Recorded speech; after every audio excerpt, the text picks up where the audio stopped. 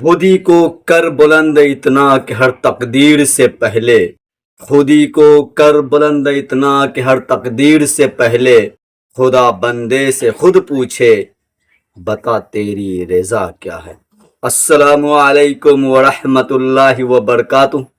आप तमाम बाशिंदगान हिंदुस्तान को इस ईद उल अज़हा की मुबारकबाद पेश करते हैं।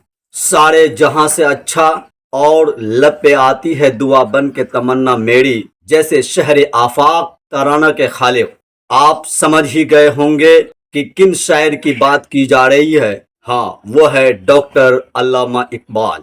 इकबाल एक अहद शिनास और अहद साज शायर थे। उनकी शायरी सिर्फ एक शायरी नहीं थी, बल्कि मुजाहिदान आज़ादी के खून में जोश व उबाल भर देते थे।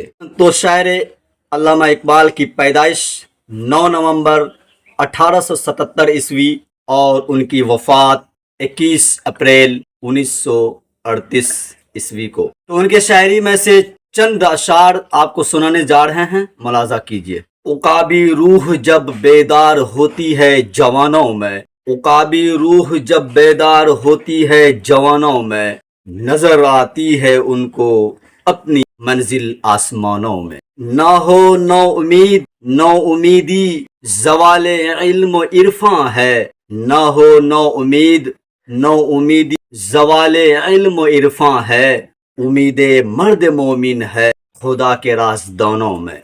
नहीं तेरा नशिमन कसर सुल्तानी के गुंबद पर, नहीं है तेरा नशिमन कसर सुल्तानी के गुंबद पर, तो शाही है बसेरा कर पहाड़ों की चट्टानों में। कनात न कर आलिमे रंगो बू पर, कनात न कर आलिमे रंगो बू पर, चमन और भी आशियां और भी हैं। अस्सलामु अलैकुम व रहमतुल्लाहि व बरकातुहू।